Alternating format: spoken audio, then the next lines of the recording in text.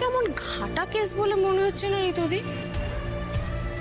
সবাই বলছে এই দিয়াই নাকি আজকের নায়িকা মধুবনী, অথচ আমরা মধুবনী ম্যাডামের যা যা স্বভাব দেখেছি তার সাথে ছোট বোন রিয়ার স্বভাবের কি অসম্ভব মিল না? তবে কি রিয়াই আজকের নায়িকা মধুবনী সেজে সিনেমা জগৎ দাপিয়ে বেড়াচ্ছে?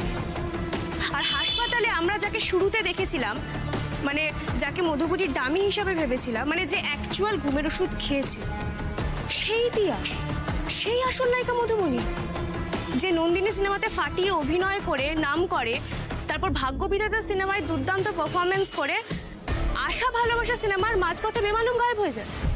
কিন্তু ওদের দুজনের মধ্যেই বদলটা হলো কি করে? সেটা তো আমারও মাথায় ঢুকছে না ঋতুদি। হাসি, আমাদের এই মুহূর্তে কে কাকে পাল্টাপাল্টি করেছে সেসব নিয়ে মাথা ঘামিয়ে লাভ নেই। আমাদের প্রধান লক্ষ্য হলো এটা প্রমাণ করা যে সেই দিনকার মধুবনী, মানে আমরা যাকে মধুবনী বলে চিনি, সে ঘুমের ওষুধটা খায়নি। অন্তত প্রচন্ডভাবে অসুস্থ হয়ে ঘুমের ওষুধ খেয়ে আমাদেরকে, সাক্ষ্যকে যে ধোঁকা দিয়েছে, সেই আসল মধুবনী নয়। সে রিয়া কিংবা দিয়া যেই হোক, সেই খেয়েছে ওষুধটা। একদম ঠিক বলেছ ঋতুদি। আমাদের স্যারকে প্রমাণ দিয়ে বোঝাতে হবে যে ঘুমের ওষুধ খেয়ে অসুস্থ হওয়া, মরো হয়ে যাওয়া সবটাই নাটক।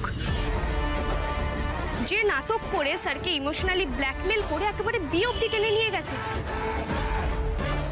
বুঝতে পারছো ঋতুদি স্যারের সাথে কত বড় মিথ্যাচার হয়েছে? না না না, এই মিথ্যেবাদী মহিলার হাতে আমি স্যারকে কিছুতেই সঁপে দেব না। এই বিয়ে আটকাতেই হবে, ওই যমজ বোনের খোঁজ পেতেই হবে আমাদের ঋতুদি। কিন্তু এত তাড়াতাড়ি ওদেরকে খুঁজে বের করবে কি করে? আমাদের হাতে তো বেশি সময় নেই। আর তাছাড়া কাল বাদে পরশু সাক্ষর বিয়ে। মধুবনী যেরকম মেয়ে, তাদের তো ওর বিয়ের সিক্রেটটা নিশ্চয়ই অনেক যত্ন করে প্যাচ কষে লুকিয়ে রেখেছে। কি করে খুঁজে পাই বলো তো ওদেরকে এবার?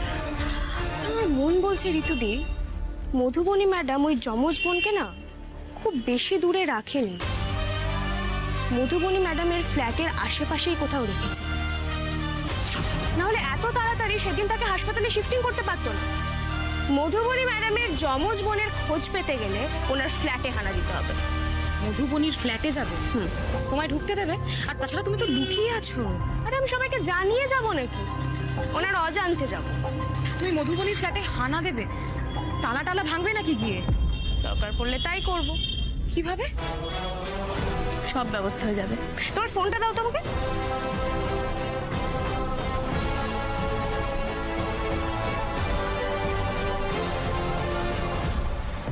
আর তুই মেজো ঠাকুরপোকে বলেছিলি ঠাকুরমশাইয়ের সঙ্গে কথা বলতে? হ্যাঁ হ্যাঁ, তুমি একদম চিন্তা করো না, কথা হয়ে গেছে। ঠাকুরমশাই চলে আসবেন আজকে ফর্দলি। আচ্ছা বাবা, বাঁচা গেছে।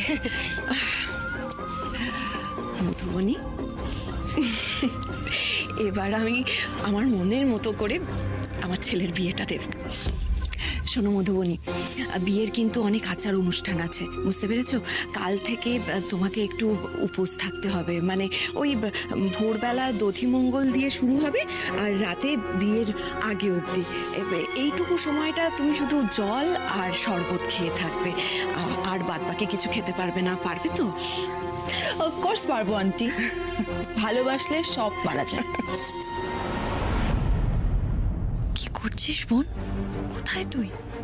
এদিকে যে সাক্ষ্যতা আর একদিন পর বিয়ে হয়ে যাবে এই অসভ্য মেয়েটার সঙ্গে। তুই যদি সত্যি সাক্ষ্যতাকে ডিভোর্স দিতে না চাস, যদি বিয়েটা আটকাতে চাস, তাহলে তুই ফিরে আয়, তাড়াতাড়ি ফিরে আয় বোন। কিছু সব শেষ হতে বসেছে। সাক্ষ্যতা,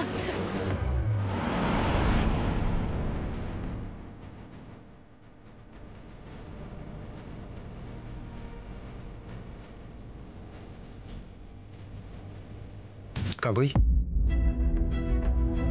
আশি তোমার সাথে কন্ট্যাক্ট করেছে? আমি তখন বলেছি ঠিকই, কিন্তু কথাটা সম্পূর্ণ সাক্ষ্যকে শোনানোর জন্য। আদৌ তো এত আচার অনুষ্ঠানের কোনো দরকার নেই, বুঝেছ? আমাদের উদ্দেশ্য হচ্ছে বিয়ে। যত তাড়াতাড়ি সম্ভব বিয়েটার দিকে এগিয়ে যেতে হবে। মধুবনী, তুমি এত টেনশন নিচ্ছ কেন? আরে আসল বিপদ তো ঘাট থেকে নেমে গেছে নাকি? কাল আমি আরশির সই নকল করে ডিভোর্সটা করিয়েছি ঠিকই, কিন্তু বিষয়টা হচ্ছে আমি আরশিকে একেবারে ভরসা করি না। ও কখন কোন দিক থেকে ঝাঁপিয়ে পড়ে খেলাটা জাস্ট ঘুরিয়ে দেবে, তুমি ধরতেও পারবে না। তাই জন্য বলছি, ফোকাসটা বিয়েতে করো। বিয়ের আয়োজনে নয়। ঠিক আছে, আচার অনুষ্ঠান করব না ঠিকই, কিন্তু মধুবনী তুমি কিন্তু বলেছিলে যে সাক্ষ্যকে মহা ধুমধাম করে বিয়ে করবে, মানে এটা তোমার শখ ছিল বলো? ছিল, এককালে ছিল, কিন্তু সময়ের সাথে অনেক সময় আমাদের শখগুলোকে পাল্টে ফেলতে হয়। তাই করছি আমি, বিশ্বাস করো। এই মুহূর্তে আমার লাইফের প্রায়োরিটি হচ্ছে সাক্ষ্যকে যত তাড়াতাড়ি সম্ভব বিয়ে করা। এই এখানে তো কেউই নেই মনে হচ্ছে, তাই না? আসি, ওর যমজ বোন এখানেও থাকে না, কিন্তু তাহলে থাকেটা কোথায়? এই ফ্ল্যাট, স্টুডিও আর সাক্ষ্যদের বাড়ি, এই জায়গাগুলো ছাড়া মধুবনীর আরো অন্য কোথাও ডেরা আছে বলে তো আমার জানা নেই। হ্যাঁ, কিন্তু যেভাবেই হোক ওই যমজ বোনটাকে তো চাক্ষুষ দেখতে হবে, নাহলে তো প্রমাণ করা যাবে না। আরে বাবা, ওই যমজ বোনটা কোথায় আছে তার ক্লু তো আমরা এখান থেকেই পেতে পারি। এই আমরা একটা কাজ করি, এটা ভালো হবে, আমরা তিনজন তিন দিকে খুঁজি। আমি এই ড্রয়িং রুমটা খুঁজছি, বাবাইদা তুমি ওই তো ওইদিকে কিচেন আর ওয়াশরুমের দিকটা খুঁজো। ঋতুদি, আমার মনে হচ্ছে ওই দিকটা না বেডরুম হতে পারে, একবার দেখো তো গিয়ে। আর কোনো ক্লু বা সন্দেহজনক কিছু দেখতে পেলে আমাকে জানাবে। হাসপাতালে যখন দুই বোনকে একসাথে দেখেছি, তাহলে যমজ বোন আশেপাশেই কোথাও আছে, কিন্তু এক্স্যাক্টলি কোথায় আছে সেটা আমাদের খুঁজতে হবে। চলো লেগে পড়ি কাজে। আমি লাইটটা জ্বালাই তাহলে। লাইট মানে পাগল লাগে তুমি? কেন? কাউকে সন্দেহ করানো যাবে না, আমরা এখানে আছি, তুমি বোঝো না কিছু। আরে বাবা, আমার পুঁজি কম, আমি বুঝি কম, জানিস তো। খুঁজো, হ্যাঁ, দাঁড়া, খুঁজছি।